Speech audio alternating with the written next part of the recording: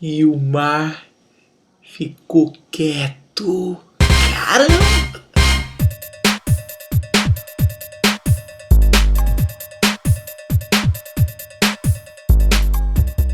Na verdade, o comecinho do capítulo 3 ainda é um problema do capítulo 2. Como esse negócio de capítulos foi definido depois, aonde vai entrar, eles tiveram o critério deles. Mas Jesus vem trabalhando sobre sábado no finalzinho do capítulo 2 e os religiosos da época estão ficando doidos de raiva.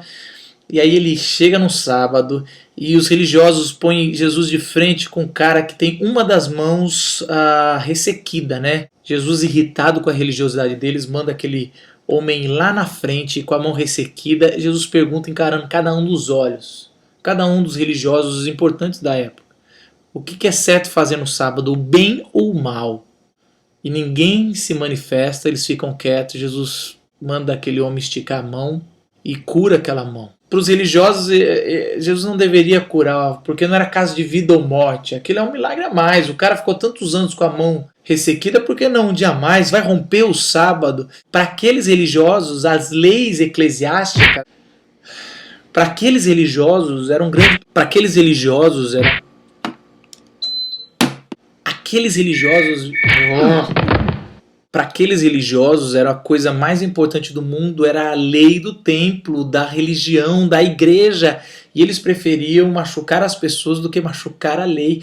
E Jesus mostra que o sábado, Jesus mostra que toda a lei foi feita para o homem, para trazer cura, para trazer restauração, para trazer o homem para perto de Deus. A lei mostra que a gente é pecador, lógico. Mas a lei está ali para mostrar um modo de vida melhor a se viver. Eles ficaram tão bravos que Jesus curou a mão de um homem que eles se reuniram junto com os partidários de Herodes para matar Jesus. A conspiração contra Jesus começa já no capítulo 3. Quando Jesus sai dessa situação com os religiosos, ele vai para o Mar da Galileia e lá tem uma multidão. E o texto é bem claro, mostrando que a multidão vem de todos os lugares. Jesus já não está trabalhando regionalmente, as cidades já estão, a fama de Jesus já subiu, assim como a raiva dos religiosos com Jesus também começou a subir.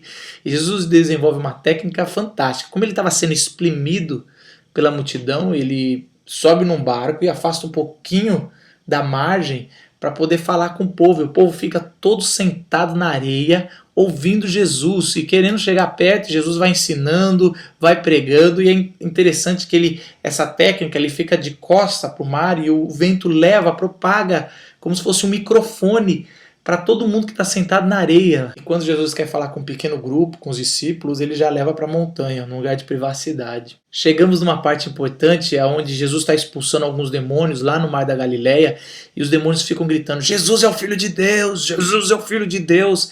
E Jesus não deixa eles falarem. Por que Jesus não deixa eles falarem se Jesus é o Filho de Deus? Esse texto traz algumas coisas muito fortes para mim. Primeiro, que verdade é verdade até na boca do demônio. E eles falam, eles estão. Por que eles querem falar e Jesus não deixa eles falarem? Eclesiastes fala que há tempo para tudo. É quase esse tempo como uma estação do ano. E Jesus, no ministério de Jesus, a estação ainda é primavera. Se o povo descobrisse que Jesus realmente é o Filho de Deus, se os religiosos descobrissem, a empolgação do povo ou a maldade dos religiosos poderia antecipar a cruz, e Jesus ainda tinha muita coisa para fazer aos longos desses 3 anos de ministério. Ele ia deixar o inverno mais para o último ano. Depois desse dia muito movimentado, onde Jesus fez muitos milagres e curou muita gente, ele decide subir com todos os seus discípulos para a montanha, onde ele escolhe 12. Por que 12? Por que 12? Ali é um recado muito claro que Jesus está fazendo um novo Israel. Porque o Israel tinha 12 tribos, agora ele está escolhendo 12 figuras para representar as tribos. Lógico que Jesus tinha muito mais discípulos, mas essas 12 figuras, eles iam levar a mensagem de Jesus e levar a transformação de Jesus, expulsando demônio, curando.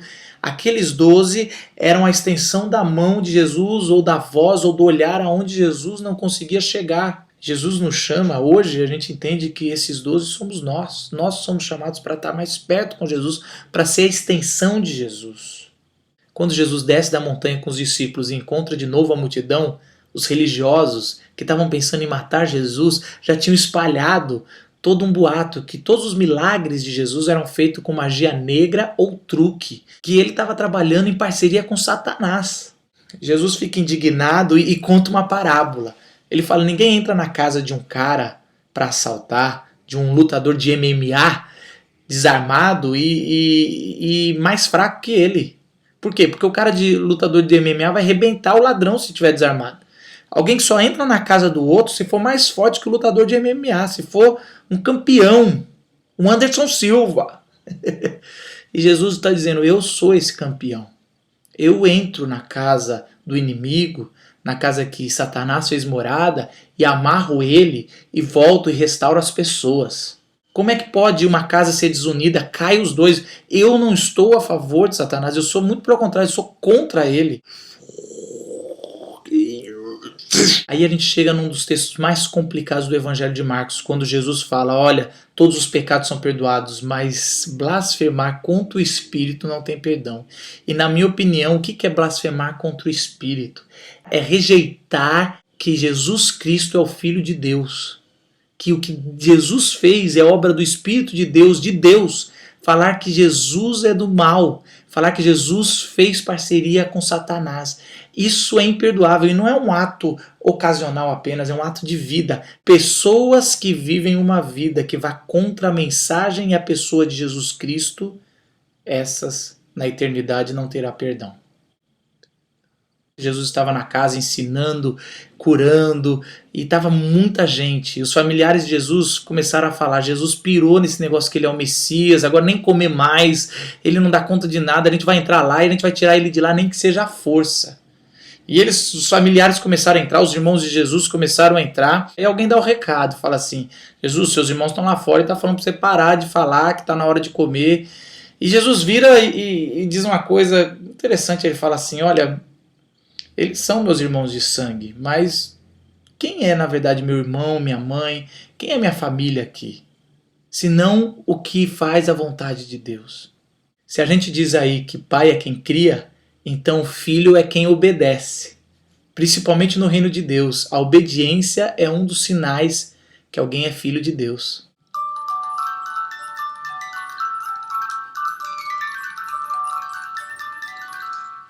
A gente começa o capítulo 4 com Jesus indo para a praia, ensinando o povo sentado na areia, e Jesus ensina com muitas historinhas. Jesus decide que a mensagem mais importante da humanidade será passada com historinhas. E as historinhas que tem 2, 3, 4 minutos, que alguém passando ouve ela inteira, transforma a humanidade. Isso é incrível. Historinhas. E uma das histórias que ele conta é a história do semeador, né? Que ele conta que um semeador saiu a semear e saiu jogando e algumas sementes caíram nas pedras, os passarinhos comeram, outras secaram no sol, outras começaram a crescer, mas foram sufocadas pelos espinhos e algumas multiplicaram. Agora, eu quero que você imagine se você é um agricultor ouvindo Jesus, essa história, você começa a rir e fala, nossa, até parece que um agricultor vai fazer assim, sair, it is raining man, hallelujah, sair jogando por aí, não. Todo agricultor sabe que o mais valioso é a semente. Você não sai jogando semente por aí. Você prepara o solo, mesmo que seja com muitas pedras, você prepara o solo, tira o maior número de pedras, joga a semente, joga um pouco de terra por cima, água. Você não sai jogando desse jeito esperando que, quem sabe, alguma semente caia em terra boa.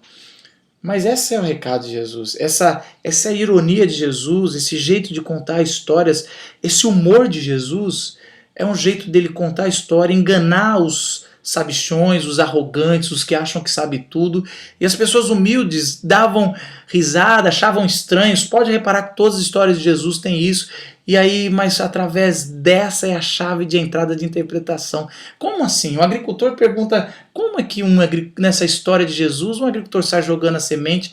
E Jesus conta, o mais valioso é a semente. Jesus quer o evangelho, e o evangelho deve ser jogado sem pensar no solo. Devemos propagar o evangelho independente do solo, porque Deus cuida do solo que vai cair, Deus cuida de quem tem que aceitar o evangelho. Nossa tarefa é apenas jogar a semente. As parábolas de Jesus são enigmas que só os humildes entendem. Nas histórias de Jesus, o fraco é forte, o forte é fraco, o louco é sábio, o sábio é louco, o pobre é rico e o rico é miserável.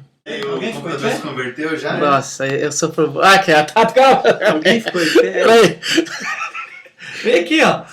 Gente, eu quero dizer que eu sofro bullying com esses dois aqui, viu? Ó. O computador já se converteu já? Você tava pregando pra ele aí? E Jesus continua com as suas histórias sobre missões e evangelização, e ele fala que a gente é como uma lâmpada. A lâmpada que não ilumina tem que ser trocada. É isso que ele fala.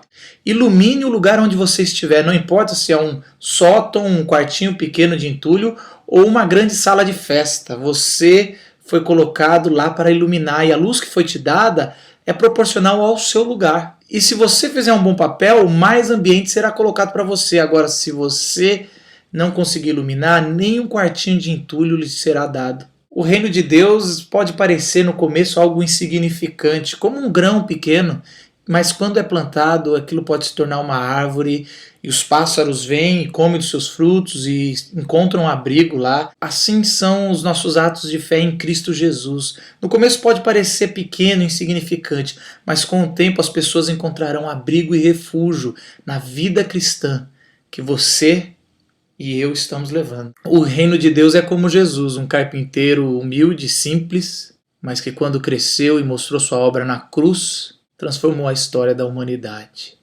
Por último, Jesus, cansado do dia todo ter trabalhado, entrou num barco e falou para os discípulos atravessarem o mar da Galileia. Eram 21 quilômetros, remando, passando de um lado para o outro. Jesus, cansado, pega o seu travesseiro e deita na popa do barco. Aquele mar costumava ter ventos e chuvas repentinas, e foi o que aconteceu naquele fim de tarde, já entrando na noite.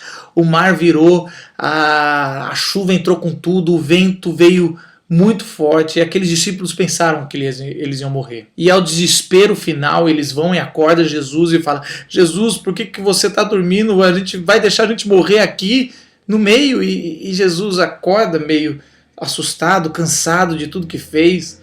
E fala: o que está acontecendo? A água está entrando. Jesus faz uma das coisas mais animais. Eu queria tanto poder estar lá para ver isso. Jesus vira para o mar, como um pai vira para o seu filho, e faz ó, shhh, e o mar se aquietou. Aqueles discípulos, eles ficam atemorizados, porque perceberam que Jesus não era só o mestre, Jesus não era só o Messias. Dentro daquele barco estava o Criador de todas as coisas. Ele estava lá, Jesus estava no começo. Ele fez os mares, ele fez a água, fez o vento, fez a chuva. Ele poderia mandar aquietar. Na mesma hora, aquele vento, o mar se aquieta. Eu fico imaginando a cena, Jesus virando para o outro lado, ajeitando o travesseiro e caindo no sono de novo. Os discípulos ficavam, deram uma afastada no barco, um pouco para trás, e eles ficavam olhando aquele homem dormir. E na cabeça daqueles discípulos estava: estamos com o Criador dentro do nosso barco. O que a gente vai fazer? O que Deus falou comigo e que se tornou a minha oração é que essa mensagem do reino de Deus, essas histórias que Jesus foi contando, ela entra na minha vida e transforme, que eu seja que nem aquele semeador que espalha a palavra de Deus pela internet, pelos meus gestos na padaria, pelo que eu faço no dia a dia, sem olhar o solo que vai cair, apenas jogar e confiar que Deus está preparando o solo. Que eu seja aquele semeador que jogou a semente, mas vai descansar em paz, que fiz a minha parte, sabendo que Deus tem o tempo certo, a estação certa para mostrar a árvore grande e que as pessoas possam se acolher, encontrar abrigo na minha vida que eu levo em Cristo. E por último, que pequenos gestos que parecem insignificantes, igual um grão de mostarda, possam crescer e se tornar uma árvore frutífera, e as pessoas virem na minha vida e encontrarem Cristo e serem alimentadas. Essa é a minha oração. É isso que eu oro para mim e para você. Até quinta que vem.